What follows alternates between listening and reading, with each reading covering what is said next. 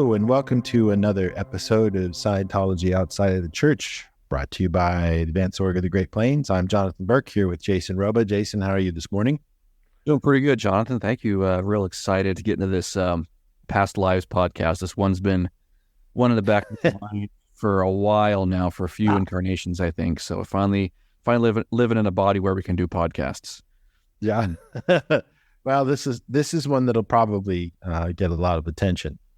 Past lives are a controversial thing, and we'll get into why they're so controversial and lots of other interesting information. And we'll try to clear things up as we go. We're going to try really hard, probably from yesterday, to make sure we clear up words and things like that people might not understand, who are new to the subject and are interested in past lives but don't understand some of the things that we say. So we'll clear these up as we go. So let's get started. Past lives.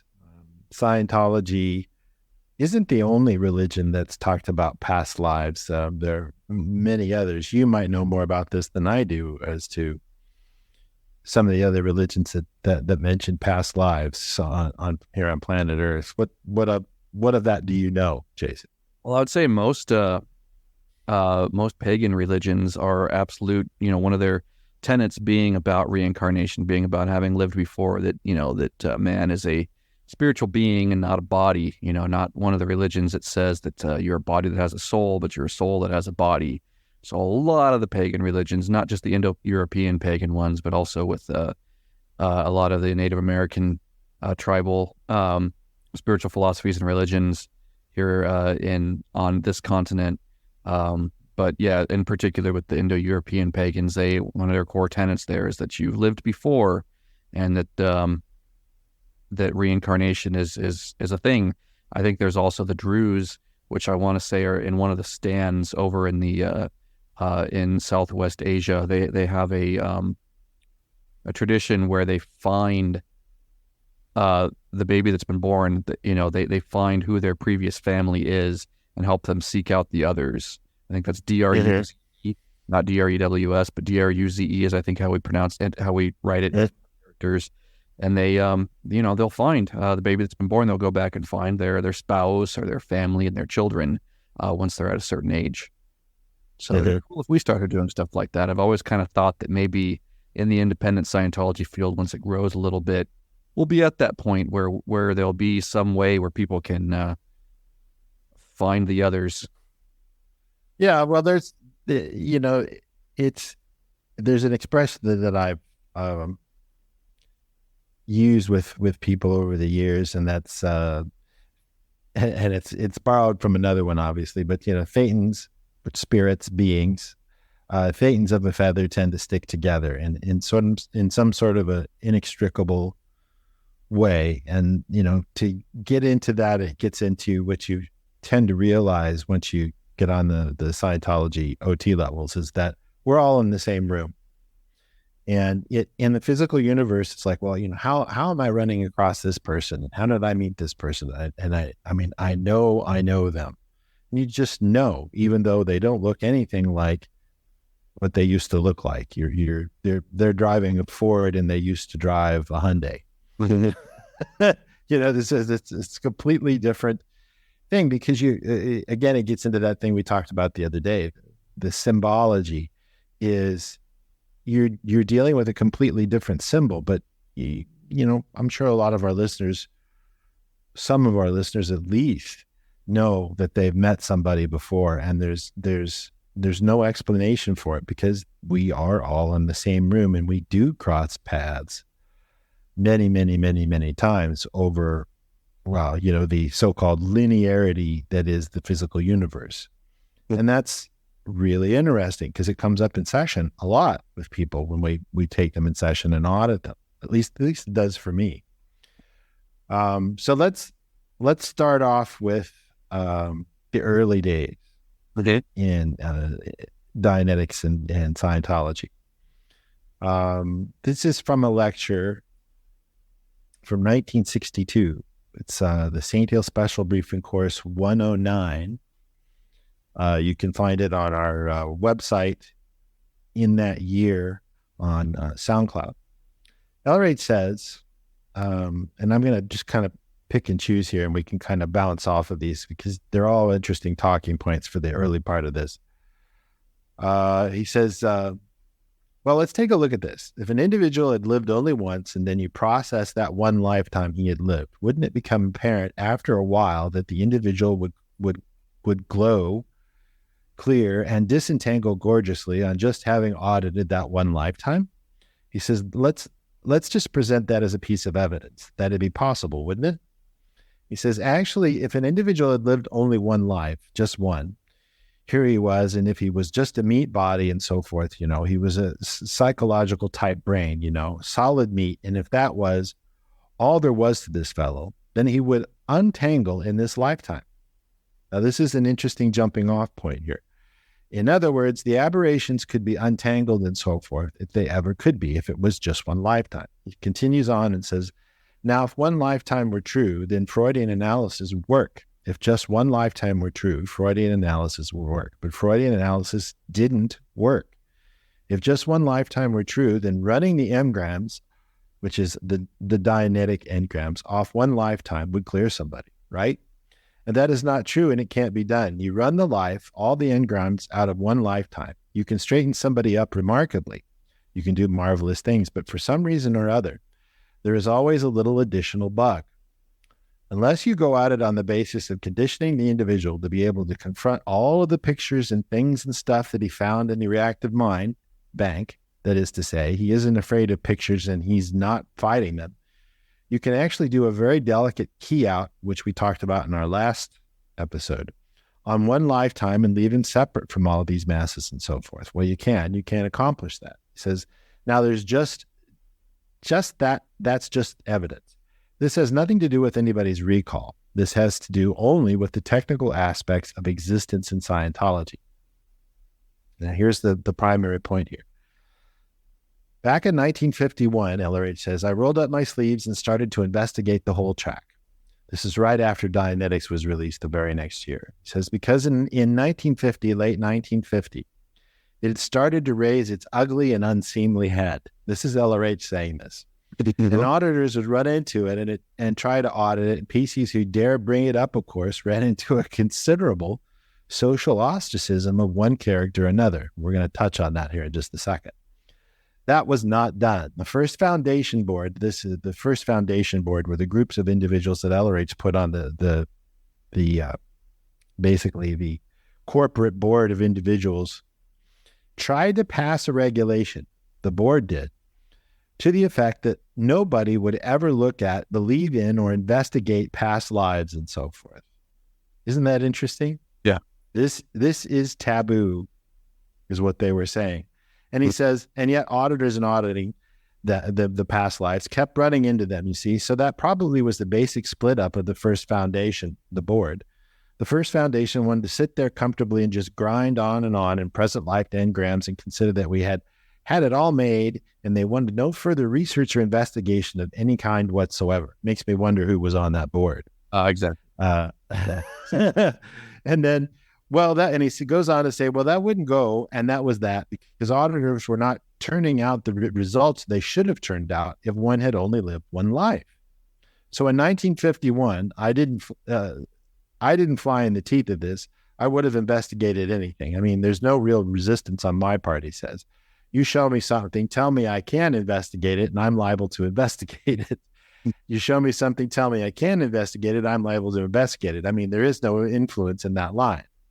And he says, I, just down through the trilinear, have not paid attention to or paid no attention to people who have told me not to look.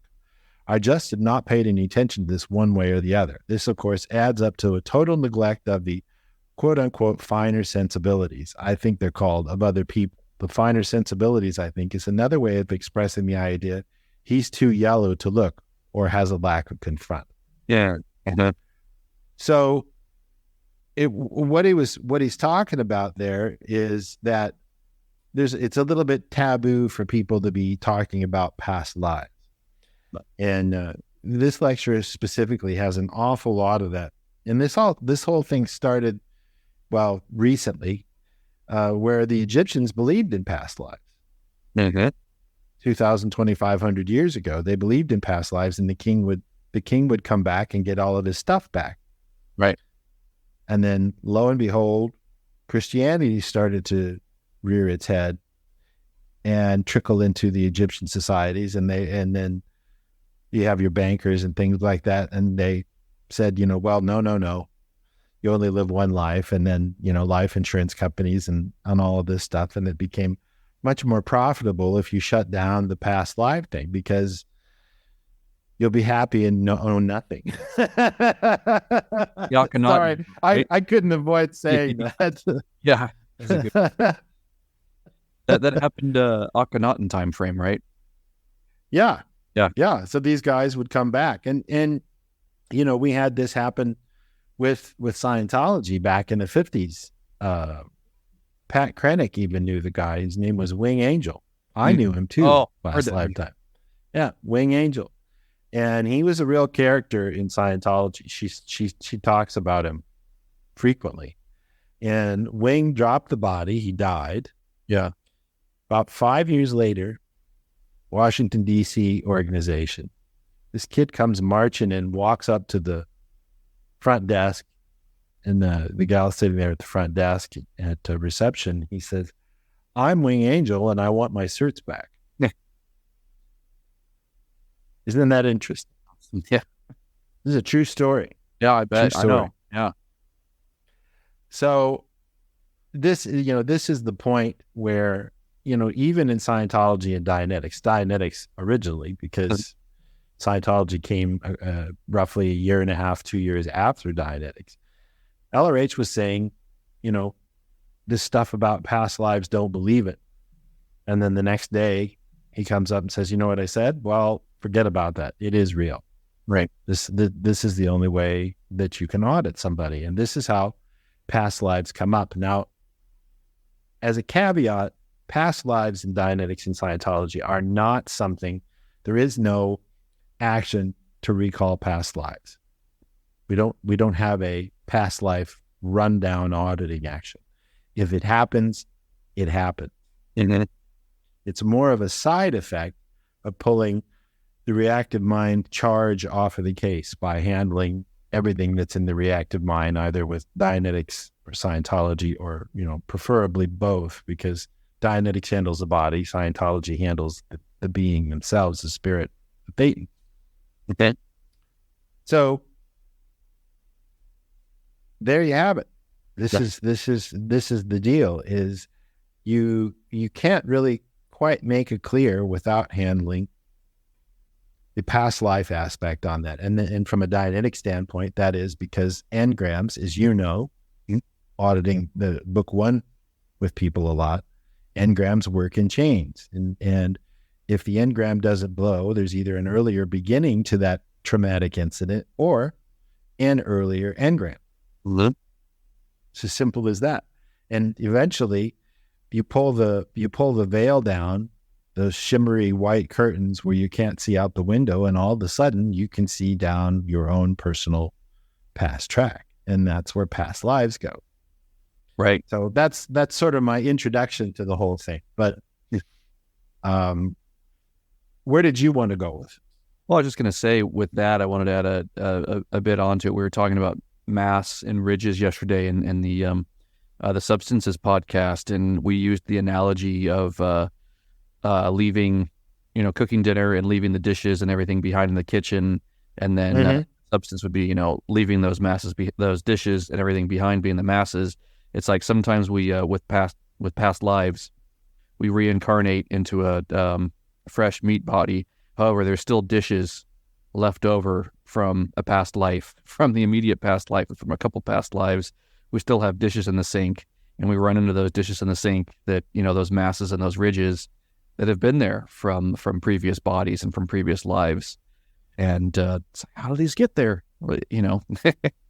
Right. Well, I mean, let's face it. I mean, if you were to use the analog of all of your possessions were in a house fire, mm-hmm. and the only possession you had left was your current life in that body. in a lot of cases, for a lot of people, I think that they would try not to think about all of the things that they lost. Now, of course, like you hear a lot of people, they say, yeah, it's just stuff. Well, that I lost in the fire. Well, just stuff. For a lot of people, they don't want to remember the lost happiness that they have. And the primary lost happiness is the body, the relationships, the affinities, the havingness of the body and the affinities, the relationships, and of the stuff that they had. So they tend to shut that down. And this was my experience, and I've seen it with other people that I've audited. And LRH Hubbard mentions it as well, that, after about 5, you tend to kind of cut that off. Yeah. And you don't talk about it as much, and it's not as real to you because you've accepted that this is the paradigm that you're now in, and you start playing games and creating a new life for yourself. 5 years is nothing. I mean, if you think about in the current paradigm that you and I are living in, 5 years is yesterday. Right. And you make it 20 or 30 years, it seems a little murkier for some people, or a lot murkier, depending on, what their tone level is on the chart of tone levels. But so the point is that that's why people forget it. But once you get that straightened out in session, well, then they start recalling things, and they start seeing different hands in front of them, because you're going to see it from the perspective of either in the body, like we talked about on the podcast, introducing Scientology to people. They're going to either see it from their eyes, and they're going to see their hands, or maybe they'll look in the mirror and they'll see another person and their hands raising up, and they realize that's them. But they look completely different. They have dark hair, and they're in a man's body instead of a woman's body. I mean, like he says, it's 50-50, whether you're a man or a woman. That's pretty much the way that it is. But right. So it's, these identifications make a person a bit confused on what they are now versus what they were. And this goes back a really, really long time. Yeah. So yeah, and it also like with this, kind of on a tangent, but not too much of a tangent, it really kind of blows out of the water the concept of there being like predestination and all these things where people are being held accountable for what their quote unquote predecessors and ancestors have done. It's like we pick up bodies that, we might have a preference for a particular genetic line, but we pick up kind of whatever body, whatever gender is around. Like you said, thetans of a feather tend to stick together. We might end up in a totally different genetic line, or different gender. There's no I've always you're a woman for so long and they become a man, or you're a man for so long and then you evolve into becoming a woman. Some of the things that a lot of other spiritual philosophies put out there, and that all is just arbitrary. Bodies are, sometimes we end up in one that's that looks very different from the one that we had last time around, and there's no predestination of it the way that a lot of other spiritual philosophies put so much emphasis on that. And and that's one of the things that it's apparent to me that you have these people who are unhappy in the body that they're in, because they're still operating off of, and this has everything to do with this, is valences. Yeah. What a person is being, their mannerisms, the way they go about things, the way that they think, they're operating off of a valence in Scientology. And that is those things that I just mentioned. And you can find that somebody is still operating off of a past successful valence, and they will assert it. Nope. But auditing cannot occur with a person. You won't get anywhere with it. You can try, but you won't get anywhere with it. They won't get any gains if they're operating off of or in a valence that is not theirs. And that's why, one of the reasons why it comes up so much in auditing, and why you see people that, they decide that they're a man in a woman's body, or a woman in a man's body, that type of thing. A lot of that has to do with these past successful valences, and they're trying to be right with it. And, I think that that's part of what you're seeing a lot these days with the the people that want to be a different gender, or I mean, I'm sure there are a lot of other things that go into it as well. But it's really confusing for somebody to come back in a male body when they were in a female body. And you've seen people that have effeminate behaviors and are a man, or have masculine traits and are a woman. But, how much of that is actually a valence, and how much of that is something to do with the body? Because, I mean, we've talked about this before, the compositeness. Mm-hmm. There's a lot of things that go into what makes up a person in a body. It's not just body and a thetan. There are lots of other things that go along with that you find out when you get on the OT level. So, there's a lot of conflict that goes into it. And as you sort this out, people's ability to remember their past lives really starts to open up. So, where would you like to go with this? Well, let's go more into the what's happening there at the early childhood thing. Like I don't know if you have any stories that you can share about your past track recall, but I know for me, I had a few experiences when I was real young that are absolutely past track related. Yeah, well, you find, well, and LRH talks about this, like we mentioned here earlier, that people tend to invalidate children when they're little, and the kid says, like me, I told my dad, I was a fireman, and I died in a fire, and all of this stuff. And my dad was open to it because he was already a Scientologist and trained auditor and everything. He didn't invalidate it. And, I made these originations about this, and it was totally fine. Whereas when you have parents that shut that down, oh, Billy, you're just being silly, that's nonsense, and all of this stuff. Well, that's the majority of what you see, at least in Western society. Eastern societies, I think their viewpoints are a little bit more even keeled on that. In India, especially, they're very open to that type of a thing. It just depends on where it is that you pick up a body and who your parents are as to whether it's accepted or it's not accepted, and where your parents are on the tone scale. But it seems to me, well, and a lot of American Indian cultures too, as well, are very, very open to that. So yeah, it just depends on where you're at. But the more the door is open and it's made okay, the much easier it is to get somebody to pull up these things, because it's no different than asking somebody, what did you have for breakfast last Monday? Right. Seriously, it's that easy. And you just have to tell them, look, tell me whatever it is that comes up. Right. Well, there's going to be an answer that just goes, boom. Right. And you say, give me that answer, and you'll see it on the meter. And once you start opening that line, that channel, whatever you want to call it, we call it recall, down the time track, and you start cleaning this stuff up.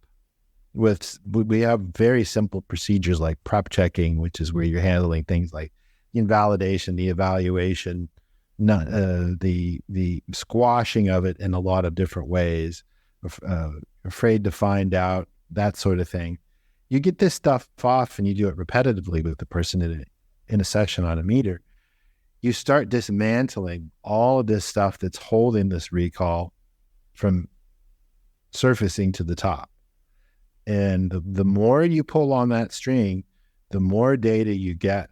And I haven't done it, but I know people that have audited people where they knew how to play piano last lifetime. Yeah. As an example.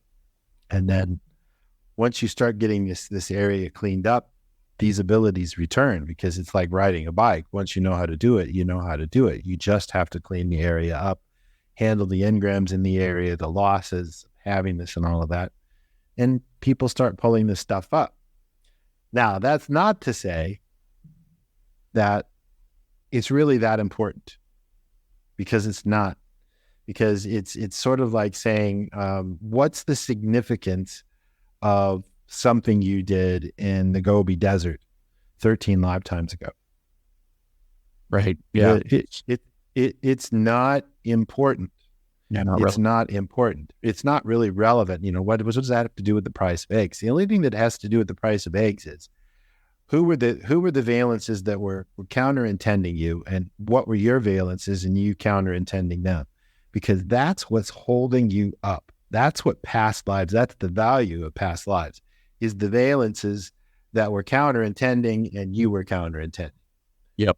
That's the most important thing in Scientology that you have to do, because this has to do with why, like we've talked about before with potential trouble sources, is that you can have somebody here in the now that reminds you of somebody here in the then that was suppressing you.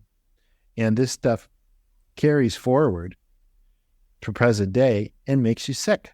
Sometimes it makes you debilitatingly sick. Mm-hmm. This is the value of past lives. It's really these two things, is handling any charge having to do in those areas. As far as what you were, the way you feel more often than not, the way you feel about things now is the same thing you felt about things 16 quintillion years ago. Mm-hmm. The universe hasn't changed that much. It's a very slow moving universe, and it doesn't change in its dynamic. But the things that do change are how you view things and how you consider them to be. And this is why past lives are important, is getting you to change your mind about things you've put yourself in the position. Okay. This is what Hubbard says, and I've found that to be true in auditing people as well. Yeah. Yeah, I know for me personally, immediate past life before this one still is a little bit hazy, but what you're talking about prep checking, I had a bit of recall turn on when I was doing my prep checking with my auditor, Jamie, back a few months ago. And there's just that same thing, giving the prep checking item for me was advanced clinical courses. What? What's there with that? And then, just like you said, just a little bit of a picture turns on, and then it's just like, well, I see this. And then, the picture gets bigger and bigger, and then starts moving, and the whole thing unfolds. And it's a lot of people, I think, are kind of taught to self-invalidate any of that stuff. We're all societally conditioned to think that that's all fantasy, or to think that it's all, dub-in or something that's not real. But just like you said, of asking somebody, what did you have for breakfast last Monday? And just giving them have them give you the flash answer. There's something having another person ask you, and immediately what comes to mind right there, it's something. It's not made up. And we're all taught to think, oh, that's not real. That's not real. Right. Well, and one of the things, and Hubbard mentions this in this lecture, is it's a control factor. Mm-hmm. Okay, because if you have somebody who is an unkillable being, that's a sizable threat to anybody that wants to control somebody. Because like Hubbard says, if you want to control somebody, all you have to do is lie to them. Well, this is a lie. You only live once. That famous expression we've all seen in movies. Well, you only live once. Yeah. Right. No, you don't. And it's provable with a meter. It's provable with a little auditing. It's provable. We have all kinds of people that pop up all over the face of the planet who aren't Scientologists or independent Scientologists. Where, there was the kid I believe it was in Israel, who came back and picked another body very, very, very close to where he used to live, and came back with his parents and pointed out who the murderer was and where his body was buried. And they found the body, and they prosecuted the guy because they had the evidence. Right. And the kid gave them all of the evidence. Now, that's a prime example of the powers that be don't want you to have this data. Right. Why is that? Yeah. It's easier to control someone who's a one-lifer who thinks they're a body. That's right. That's why Scientology became unpopular in the late 60s and things like that, because here you are emancipating people by the thousands, hundreds of thousands, tens of thousands, and we've got a problem. for these guys, because now you're going to have people that are opening up their track and are going to be looking at things and going, wait a minute, you lied to me. I am back and I want retribution. Or, I mean, I think retribution isn't a great thing, but people want to make things right in their own universe for the things that they were maligned on. And, everybody's got their overt acts and things like that. So there's two sides to every story, and that's one of the things that Scientology and Dianetics cleans up is, not only what you did to others, but what others did to you, others did to others, and what you ultimately did to yourself because of something. Right. And when you can look at that on a long, long scale, you can clean up an awful lot of the things that are holding you back. And these things are in past lives. And this was hugely unpopular. And this is why they attacked the church, especially the e-meter. The FDA did with the raid on the meters in the late 60s. So, yeah, I mean, you're really poking the bear when you start talking about past lives. Yeah, especially because their control mechanism isn't that old in the grand scheme of things. The particular iteration that it's on now is really not that old. So you send somebody, past track just a little bit, they'll see, wait a minute, this control mechanism is bullshit. I can remember before it. I can remember when this was put in place and how these assholes did it. Just, that mundanely. Right. Right. I mean, you look at the threat that a octogenarian has. It's just, I mean, we're just talking about somebody who's in their 80s in one lifetime. You've seen these people who were in Germany in the 30s, and they say this, and they're very serious when they look at the camera, and they say, "This is how it began in Germany." You need to take that stuff seriously. Right. Octogenarian, because somebody that's in their 80s had a yeah. So I mean, these people were around and they saw this stuff going on. So you can see that, and this is an interesting direction to take this to go, and I'm gonna go here, because it's gonna be sound a little unusual, but the human body originally was made and designed to last somewhere in the neighborhood of 400 to 500 years. Now, when you put a human body, and this is also something that LRH talks about, and we talked about this right before we started the podcast, when you put a human body in an area where there's a tremendous amount of background radiation going on, okay, which there is on this planet, not only from anything that man has done, but prior on this planet, that man or whoever, whatever you want to call it, there's an awful lot of background radiation in our star, Sol, S-O-L. That's why it's a solar system. There's only one solar system, by the way. You don't call every star system a solar system. There's only one. It's Sol. That's our system. Other star systems are star systems for whatever that star is named. Just a little side note there. The point is that our sun is a dirty sun. So you have all this radiation. So, and we've seen what the side effects of somebody that, goes to Chernobyl and is in these dirty radioactive areas are. We've seen the side effects of what happened with these first open bomb droppings that they did for tests in the desert in California and Nevada. My dad saw one go off when he was a kid and they lived in California.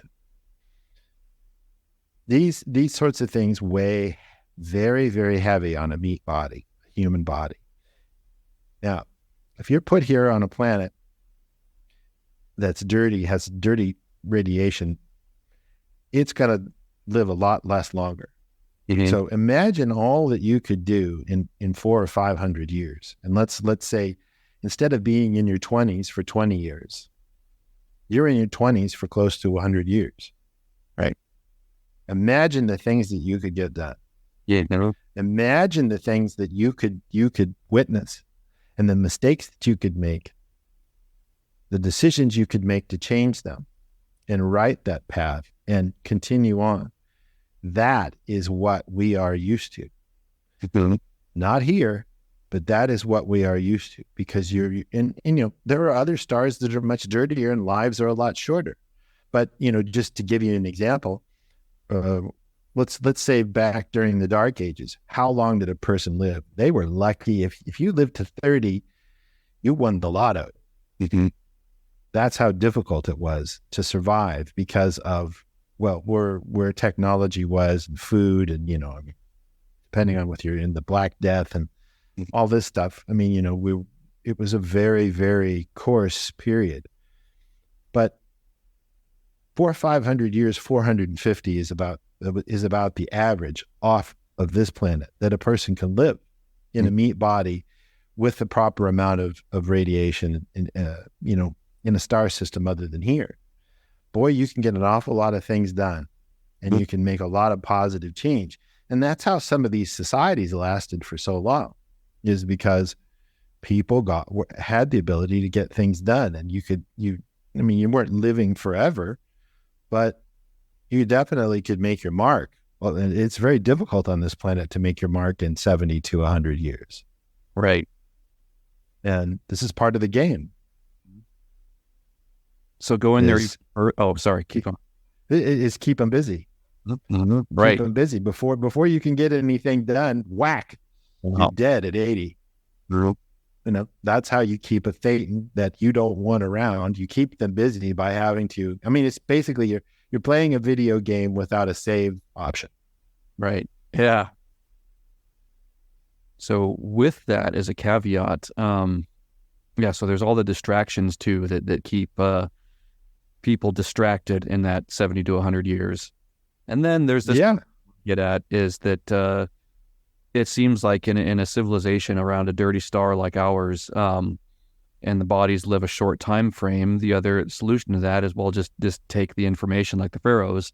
They were trying to take their physical possessions, but I think there's more of an allegorical thing with that of take what is experienced throughout many lifetimes and bring that through many bodies.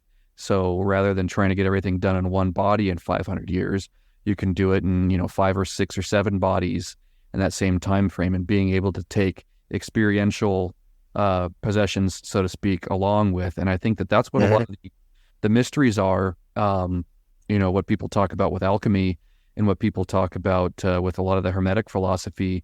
And I think it's and I'll probably get flack for saying this, but I think this is what the 9th degree of Freemasonry is about bringing a philosopher's stone, this experience from past track into your immediate next one. So you talked about the kid who could play, or the person who could play piano in their last life, being able to recall that ability to play piano in the next life. So bringing that reduction of everything that you've done through into a next body, into your next body, into your next body, that's woven into Hermeticism and woven in to a lot of Eastern philosophy, or into some Eastern philosophies as well. And that's where things get really fucked up with our current paradigm, is because whoever we want to control them, the powers, whoever we want to call them, the powers that be, the ones that control this planet and control this sector, they found a way to stop that in between lives, right? And there's what Hubbard and other people call the in between lives area, where it seems like that collection of experience that one has done in that previous life gets stripped away from them somehow. I'm not, you could probably explain it better than I can, but something happens there between incarnations in the in-between lives area. And if you could take it away and kind of explain what that is, if you can, if it's not too confidential. Well, I mean, it's something that's out there,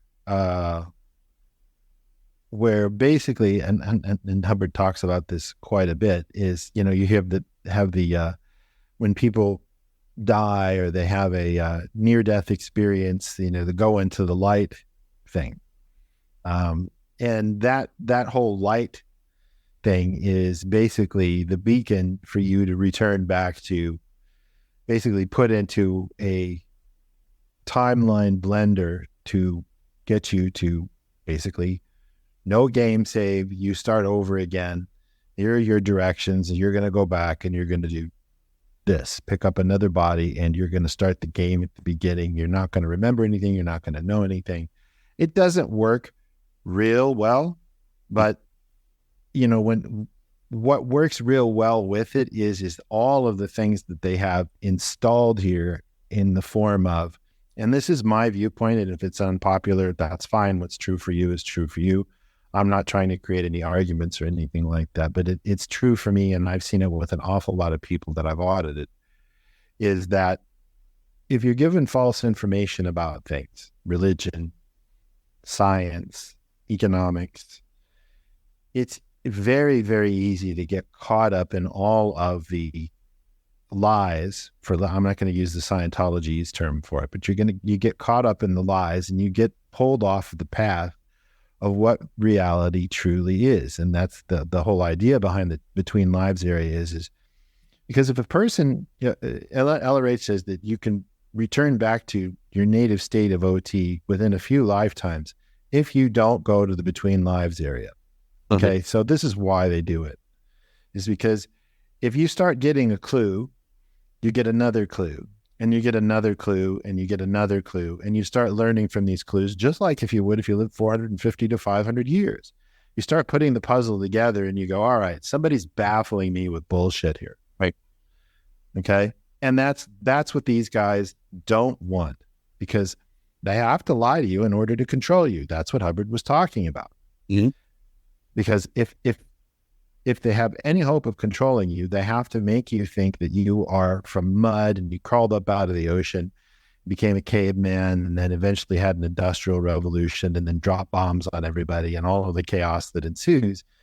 Well, that works great, because what it does is it keeps people coming back to play this opposing game that they put here on war. I mean, I could spend 20 minutes on all of the analogies that they use in about war on this planet. There's a fellow by the name of William Bramley who wrote a book called Gods of Eden that came out in the late 80s, early 90s. You can find it at any Barnes and Noble.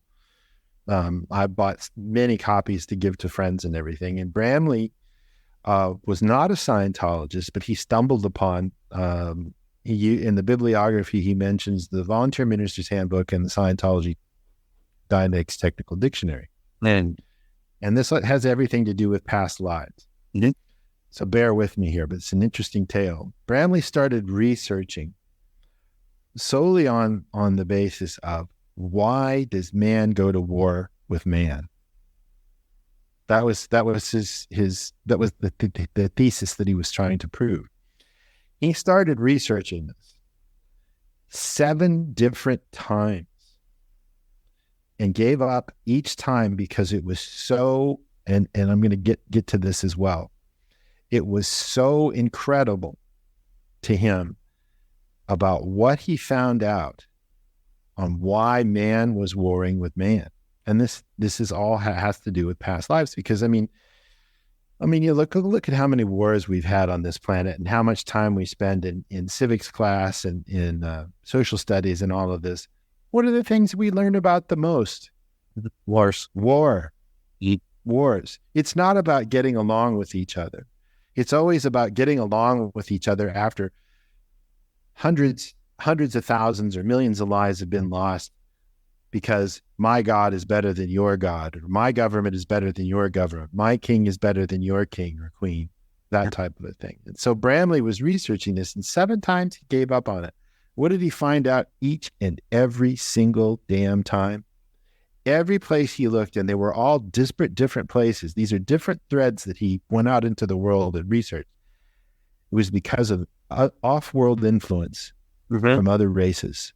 Every single time. Yeah. I find that truly remarkable. And you can find Gods of Eden online for free as a PDF. I beg every one of our listeners to read that book. I've read it several times, and it gets better every time. Now, here's the interesting thing, and this is the tie-in. When I was at the Oregon, Tampa, Florida in 2000, 2099, 2000 to 2004. The HEO executive secretary was a Latin woman. I forget what her name was, but we were pretty tight. She was a really sweet, kind lady. I asked her, and it took her months to find it, and I was really surprised when she handed it to me. I said, I'd like to see the upper level management banning of William Bramley's book and Bill Cooper's Behold the Pale Horse. And anybody that's done any research into, the secret societies and all of that stuff will be familiar with Bill Cooper's book. A wonderful book, along with Bramley's. Well, guess what? These two books, God's Eden and Behold the Pale Horse, were both banned by the Church of Scientology as a no read. You will be denied your upper levels in your bridge if you read them. Mm. I shit you not. So I saw it with my own eyes. Yeah. Well, I mean, it's very much a Wizard of Oz. Pay no attention to the man behind the curtain. Right. Don't look behind the curtain. I mean, if there isn't more of a smoking gun that the inmates are running the asylum and the church has been taken over, this is it, folks. Mm-hmm. This is it. Okay. Hubbard was the greatest distiller that mankind has ever known. He looked under every rock, behind every tree, in every mountain that he possibly could for data, and put this data together and made a cohesive whole. Mm-hmm. He would have been looking at these things and going, wow, these guys are on to something. I mean, you look at all the different authors that he mentions in all of his lectures and things like that, because you have to research. Right. You have to find this data. And Bramley nailed it on the head. Mm. This place is being run and controlled by the inmates in the asylum, because the best way to keep it in an asylum is have the inmates run it. And then you just dangle those little strings on the marionette the way you need to in order to get what it is that you want done. You can implant them in the between lives area. You can make them insane. You can do all kinds of neat things. But as long as this place is locked down, they feel safe because they've got something to hide. And that's why we're here. And this is something that Hubbard stumbled onto. And he was very unpopular for it. I mean, he was chased out of England, and he was banned from coming back into the U.S. And the only reason he was in the U.S. when he died is because he snuck back into the country. Mm-hmm. This is how hard they made it on this guy who was trying to help people, to let people know that they were having the wool pulled over their eyes about past lives and what was really going on, not only on this planet, but in the surrounding sector of the galaxy that we reside in. And, it's not a pretty picture. Now, I'm not trying to be all doom and gloom, but I am trying to say that the clues are there, the books are there, the data is there, and there are other people that are saying the same thing that Hubbard is. And it's time to wake up and smell the coffee and start looking at your own history and your own track, and start to reacquaint yourself with yourself and what journey you've been on. Mm-hmm. And I assure you, you will love yourself way more than you do now once you find this out. And that's what auditing is all about, is finding yourself again through, past lives are a part of it. Nobody's going to tell you have to run into them, like we said, but I assure you they are there. And right. There's a lot of redemption available in that you are a spiritual being. You don't just live once. Mm-hmm. That's right. And I like what Captain Bill says. He uses the term about remembering, and how the music that he composed is stuff that he recalled from the whole track. And that's just something. Yeah, Ron mentions that too. Yeah.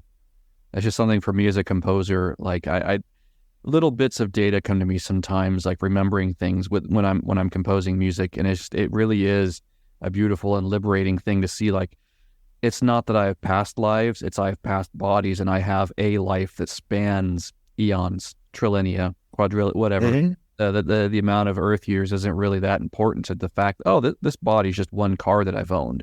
I've owned a few Honda Civics, I've owned a few Volkswagens, and I've owned all these different vehicles, and the same thing with bodies. Like, this is just like my current car that I'm driving around. And Right. one life, I'm one driver of many vehicles, so to speak. Or Yeah, along.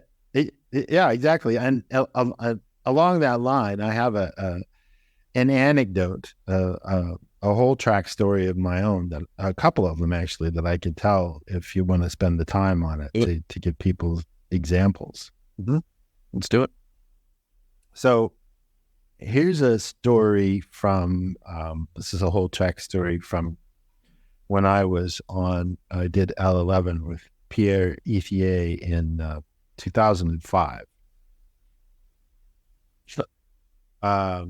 Basically, what it came down to is well, the L in L11 stands for listing and nulling, and listing and nulling is an auditing procedure that we have where it's the most powerful auditing that we have, and it's the only place on the Scientology and Dianetics auditing where you can safely evaluate for the person, because you know for a fact what it is that you're giving the person. So you get a particular question that reads, and you give a particular answer, and it reads on the meter. And this works like, I mean, to say that it works like a bomb, I hate to use a violent and analog, but I mean, it really just cuts down to the core. It's like a laser. Mm-hmm. And so this incident came up this is way, way back on the track, where I had a robot type body that lived a long, long time. And so, and this is very reminiscent to the day the earth stood still. And at the time, it was the furthest thing. It wasn't something that even entered into my mind, but it's a similar thing. And, a lot of science fiction is just stuff that people are carrying forward into the now from back on their time track. But anyway, I was commissioned, so to speak, with the mandate that if a civilization within this particular region of a galaxy, if this civilization violated certain tenets, I was to dispatch that civilization, as they had become, popular word these days is toxic. Yeah. And I had the ability to eliminate a planet. And to use the term that's used in the day the earth stood still, I had turned it into a burned out cinder. Well, lo and behold, much further down the track, the civilization that mandated this and commissioned me to do this, me still in my robot body, because they last a very long time in space, turns out that this very same civilization met the requirements of me turning their planet into a burned out cinder. So what comes around goes around, folks. Wow. And then the sequence was set into place that I was to self-destruct, because that society at least had the built-in fail-safe to say that if we are no longer around to mandate you, you should no longer be around either, back when they were a force for good. Mm-hmm. And this was a tremendous contra-survival series of contra-survival acts perpetrated by me as a commissioned entity against the third and fourth dynamic. Right. And you look at something per se like Star Trek, for Mm-hmm. example, where they do not interfere in other civilizations, which is far more ethical than being we're the ones that tell you whether you're for good or you're for bad type of a thing. But this is one of these things, and it made a tremendous difference in my life getting that handled. I mean, the listing and nulling process. Just, I mean, I'll be honest with you. I audit L11 on people now, and I was receiving it at the time. And auditing works in such a way that when you blow the charge off of a particular area, you tend to blow it so well that you can't even remember what the auditing question was. And this was one of those cases. I audit this on people, and I can't tell you for the life of me, and I wouldn't say it in the podcast.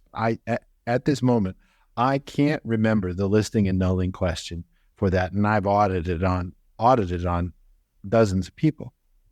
That is how dramatic it was. Is that it just changed my universe in getting that off, because I had been carrying that weight for so long. Right. That's one instance of a whole track incident for me. And as an aside, I was thinking also, it used to be back in the day, you would have advanced magazines, and I'm sure you may have seen these, with your mom and your dad. That's one of them. We actually, I remember getting that one in the mail in the 80s. Craig Robart. And the Advanced magazine was put out by the Advanced Org of Los Angeles, there in the Big Blue building complex in Hollywood off of Vermont. And people used to tell these sorts of stories all the time, and they're as success stories. And the church shut that down. I think that's interesting to note. There's another thread along with those books that I mentioned earlier about how they're making it. They've been usurped and taken over completely, and they don't want you talking about these sorts of things. It's one thing to talk about your case and stuff like that, but this was a huge win, and people talked about their huge whole track wins in Scientology, on past lives all the time in Advanced magazine. And that was the thing I went to the most. Every time we got one in the mail. Where is that section? Sort of a thing. So much so we actually dedicated our first issue of Advanced that we made that we still have on the website. I made a modern version of that with some of our whole track stories from our public that we put in there as well. Anyway, the other whole track story that I have is one that came from, interestingly enough, OT2, which you're doing right now. And this one is very special and very close to my heart, because it has to do with the second dynamic and relationships. Right. And what happened it was very cathartic to experience this. But what had happened on the whole track was there had been some sort of infraction in the society that we were living in, me and my significant other.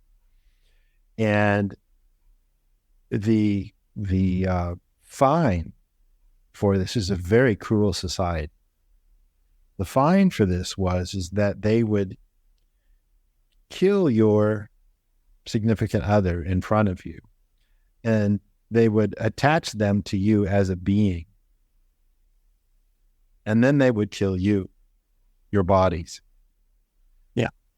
And they would kill you, and your significant other was forced to watch you fall in love again and again and again and again and again, almost with like toothpicks open spiritually, that this person was connected to you and had to be part of your existence, and watch you have all of these feelings for other people over and over and over and over. That's one of the cruelest things I've ever heard of. And that was handled on my OT2 level in session solo wise. And I cannot tell you how I wept. I wept to see that particular being go. And it wasn't like, you have to kind of put things in context. But to be able to release an individual that was put there and that you had feelings for and were in love with and everything, for what was probably millions of lifetimes. There is no greater penalty than that to a being, and to emancipate that particular being from my quote unquote soul, if you want to use that term, or from me as a Thetan, was one of the most amazing and incredible gifts LRH ever gave me. Wow. That's Yeah. I just how this guy figured this stuff out, I'll never know. But man, I love that guy. I know we talk about and just thanks for sharing that story. That both of them, but that one in particular, that's I've got some stuff back there that's like that. I don't have full recall on it yet, but I imagine I'll be getting to it soon. Coming up to me very soon, case wise. I can feel it. They're all right there. It's just right around the corner. Yeah, keeping a whole crew with me, kind of thing. I can feel that. Yeah. And so these are the value of these particular incidents and things that you're holding on to. It's no different than something that you're holding on to and you're trying to hold your position on that's happened to you in this lifetime. Now, Hubbard says there's nothing in this life that can aberrate you. I agree with that because Hubbard says, the speed of particle flow on this planet is like watching a snail cross the lawn on a hot summer's day.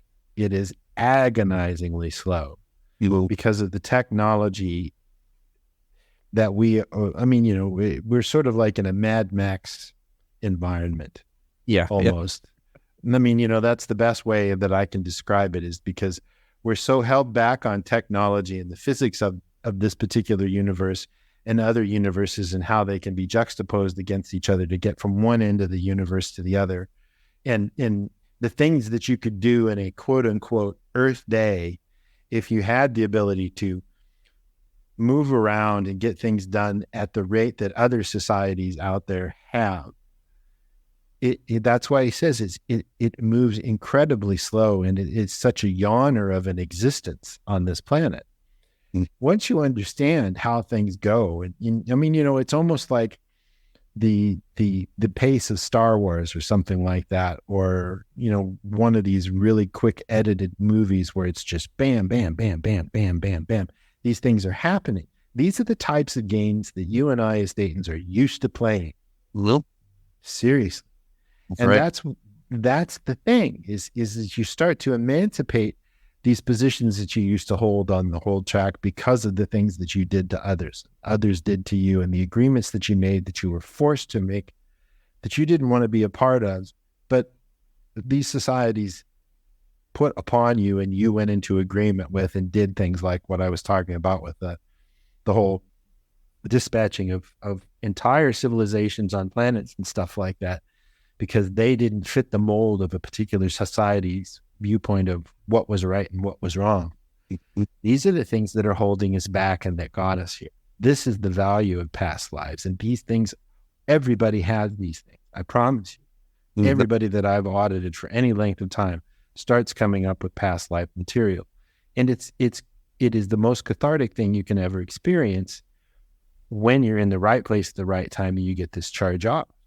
And so, it isn't just something to sit there and look at and go, wow, past lives, and all this stuff. That's not the point. The point is that this did happen. It does happen. It is happening.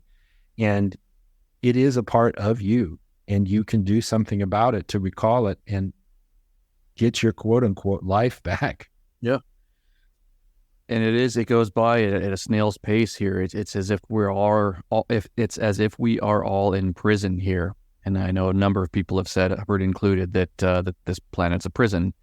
And part of me wonders, are the prison guards, the people that put us in this prison, even still existing, or is it just a group of old prisoners stuck together that can bust themselves out of this prison? Yeah. That those who put us here are long gone. Mm-hmm. Well, the interesting fact is that if all we can say is that I can verify. I've had lots of people tell me, well, the implant stations have been shut down, blah, blah, blah, blah, blah. I don't agree with that. Okay. I don't agree with that at all. Because if that was the case, this place would be a hell of a lot saner than it is. Mm-hmm. And it has the appearancy of getting worse minute by minute, day by day, right at the moment. And I'm an eternal optimist and altruistic as hell. But that said, it's a little funny that, and I'm just going to leave this here for people to think about. It's a little funny that every single last moon in this system that we call home, every single one of these moons rotates on its axis, except one. Yeah. Ours. Why is that? Ask yourself that and do a little thinking. Is that the guard tower? Is that what this is? Is that where they're hiding, and why it doesn't spin, and why they don't have any pictures of the dark side of the moon, and all of this stuff, and the videos that they have of ships flying out of the moon. We've even got astronauts that said they were there, and there's a lot of conflict on, did they go to the moon, did they not go to the moon? One of the astronauts said when they landed on the surface, it rang like a bell. How could it ring like a bell? Well, it could ring like a bell.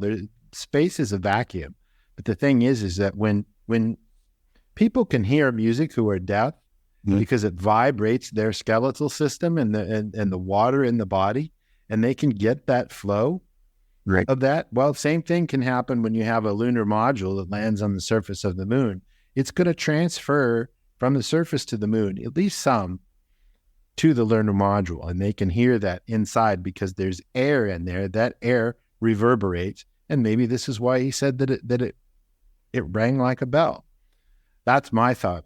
And, they've also said that there were ships over on the edge of the crater where they landed in that were standing there, and they were watching outside, standing on the surface of the moon, watching them the whole time.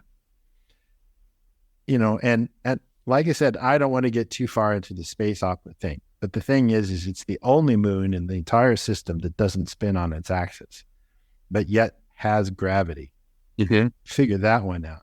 Right. And it's perfectly placed there to match the diameter of the sun. It's yeah. And if you get into Randall Carlson, he's been on the Joe Rogan show, and look up his videos on YouTube about all of this. And I am not interested in numerology or anything. This doesn't have anything to do with numerology. It has to do with math. If you look at all of these unbelievably uncoincidental numbers as to the base of the pyramids, the distance from the earth to the moon, the rate that the earth turns, all of this stuff leads to the Egyptians, or the people and I'm a firm believer that the Egyptians did not make the pyramids. That's right. Those pyramids were there long before they got there, and they were like, shit, this looks great. Let's live here. Yeah. I really think that's what happened. The pyramids, and they've also found that there are pyramids in same locations and the same sizes on Mars. Okay. So you start looking and you go, okay, wait a minute. This is not a coincidence. There's a lot of funky stuff going on here. And so point is, you can pull up a lot of this stuff with past lives. And we were talking before the podcast about mission into time and what LRH did with that. We mentioned it in one of the podcasts a couple of days ago. That you can do that sort of thing. He said, go out and find these things. This is where they're at. This is what this space looks like. Dig down.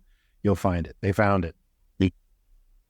Okay. You can do the same thing with other people's past track and everything and validate this stuff, because basically what you're doing when you do that sort of a thing is it's, and I hate to use this term because it sounds like a dirty word, but it's confirmation bias. And you're having to look into a universe full of symbols and find symbols that validate what you have as symbols in your mind's eye. All right. On your track, your whole track, what your past lives. And when you do that, all of a sudden you've found the clues that say, aha, I was here before. That's what Hubbard was doing to validate the fact that there were past lives there, because it's a confirmation bias in the physical universe. That's what he did. That's why the church stopped selling the book. Yeah, that one. And Have You Lived Before, right? Have You Lived Before This Life is the other one. That's right. Those are great books. We have them. If anybody wants a copy, just send us an email, say something to us on chat. We'll send you the link. These books do exist. I mean, a lot of the newer, younger Scientologists, you didn't even know about Mission at the time, right? Until the other day. Mm-hmm. You don't even, I mean, it's the hardest thing to spot is the missingness. If it isn't there, you never heard of it. Right. Yeah. So this is how valid this is have you lived before this life is just case after case after case after case after case after case of people who came up with past lives in Scientology, independent Scientology, auditing and Dianetics. Mm-hmm. So this stuff is real.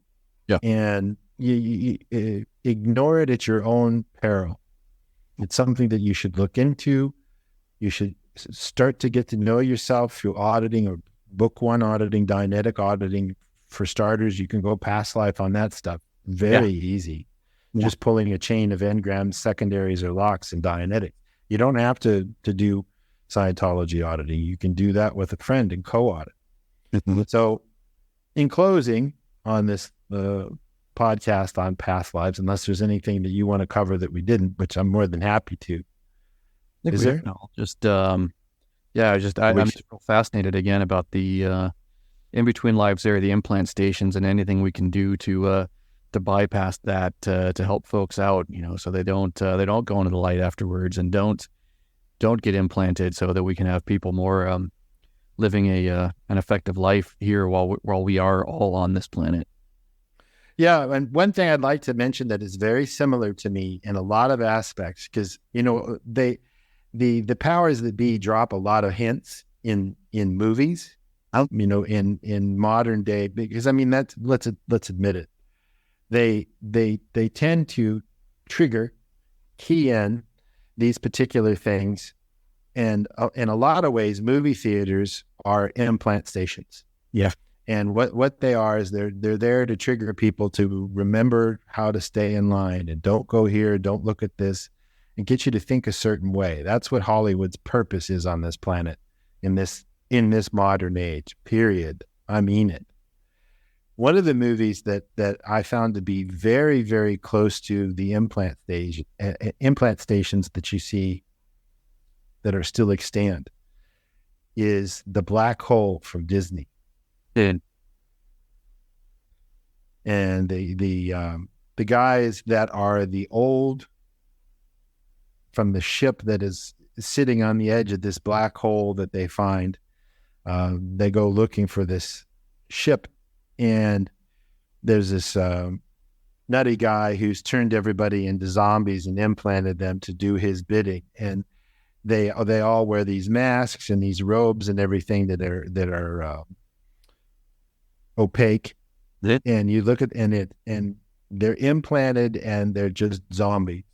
It's really interesting to me, and I've always found that very, very reminiscent of the implant stations, that the guys that run the implant stations and mess you up after you die and before you get sent back to Earth, all wore, sort of like a mask that was nondescript, because they know what they're doing. Right. And The Black Hole has a lot of that symbology in it. And that came out in like 1980, I think. Yeah. The great movie. I'm surprised they haven't resurrected it and made another one. I don't think it did very well at the theaters, but it's excellently done, has a lot of cool robots in it and stuff like that. Anthony Perkins is in it as well. Yeah. And so is, what's his name? I can't think. There's another actor in it that's a very well-known, famous actor. And the special effects, I mean, they hold up. They really do. So I highly recommend that to our listeners to check out The Black Hole if you can find it on. I'm sure you can find it on Apple TV or Disney Plus. Yeah. So one other thing here before while we still have you talking about the space opera stuff and in between lives there and implant stations, the Black Knight satellite. And you were past it. It's a robot. I wonder if that thing is some sort of sentinel, or if it's just It has everything to do with the between lives area. Yeah, I'm convinced, and that's my knowingness. And there's a reason they haven't gone up there. I mean, that's sort of like That's sort of like having a UFO in the White House's on the White House's front lawn, and nobody and everybody says, "What UFO?" Right. I mean, it's just it's ridiculous that there is this satellite that looks almost organic, and in a lot of cases, on my time track, a lot of the spaceships were grown. Yep. Yeah. They weren't built. They were grown. And this thing looks like something like that. And it sits there, and they haven't gone up and taken a look. Well, there's only one reason for that. I mean, we have the capability to do that. There's only one reason for that. And they've been told, this is a do not fly zone. You do not touch this. And that's it. Why in the world would you not? That would be the first place I would think Elon Musk would want to go. Yeah. I'm sure anything that's gotten close to it has gotten not much closer than Mars. I mean, I'm not saying that we shouldn't go to Mars, but I'm saying it's a hell of a lot closer than the moon or Mars. And it's something that we should look into as to why it's there and what its purpose is. Mm-hmm. Right. So, yeah, I think that, I mean, there's lots of that sort of thing that exists on this planet. I mean, these are portals like they had in, what was that movie back in the 90s with Kurt Russell that took place in sort of an Egypt-like civilization? Huh? Stargate. Yeah, Stargate. It's been said that there are Stargates on this planet. And I'm on my track, I've been aware that there are things like that are extant. If you're in a certain place at a certain time and you're right on the money, or I mean, I'll give you an example. My dad's talked about this before too, is if something is falling at a certain rate in a certain place at a certain time at just the right, just the right moment. That sock that you never found that fell off the bed. Maybe it went into an alternate universe. Right. And, that's how these Stargates work, is they understand this. And one of your PCs was talking about a device that is a time machine. You should ask him about it. Yeah, I'll ask that. I mean, there's, and it can only be made by a certain person who has they're the guy that can make that sort of a thing. Whereas if somebody else makes it, it won't work.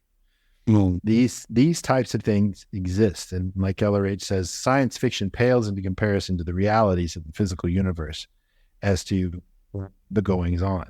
And this has everything to do with past lives, and it has everything to do with the moment that we're living in right now in this wonky, weird universe known as the physical universe. And Hubbard gives us the keys to it to unlock it if we want to. Just take an interest, do something about it. Right. Yeah, there's so much more to life than the trappings that they keep us in. You're telling me the other day, or I think it was in one of the podcasts we were talking about not getting wrapped up in the chasing around of accumulation of money. We got to have enough money to keep the body alive. That's just a distraction. It's smoke and mirrors to create a scarcity for something that doesn't need to be part of the equation at all. That's part of this system of the physical universe, and it's a whole track. It's a past lives thing, and these guys understand that are here controlling this thing, making it real, that you have to borrow money, and money has to be scarce, and that you have to use money at all. When you on what planet does anybody have to pay in order to live comfortably and be without a home? Well, Earth. This shouldn't be. This is a crime of magnitude where people should live homeless, and people should be illiterate and be forced to crime and forced to drugs, and forced to going to war with people like William Bramley Research. There's no need for war on this planet. We can all get along, and we can all move forward in this universe if we want to. You have to make the decision to look into this stuff.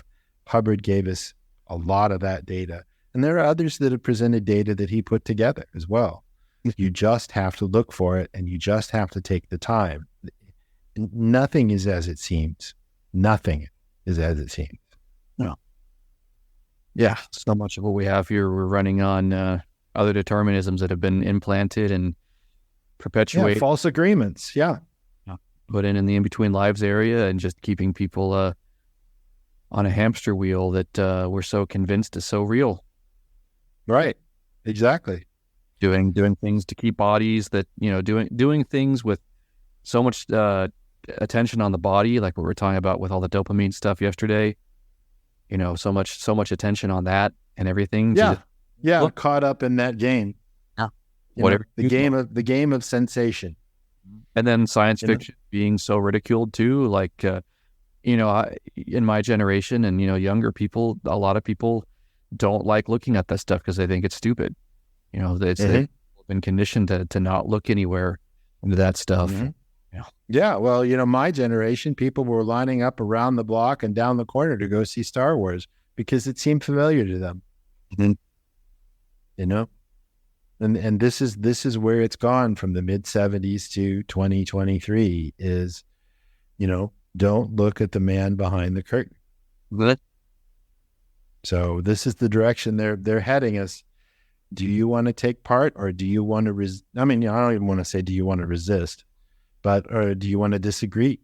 That's the thing. Resist is unimportant. Disagree and know the truth is the factual thing, and do something with the truth. Knowledge, responsibility, and control. And that's what we're trying to do with this podcast, is get the word back out there that Scientology has a lot of the answers if you want to apply them and you find that they work for you. If they don't work for you, go somewhere else. That's fine. If they do, use it.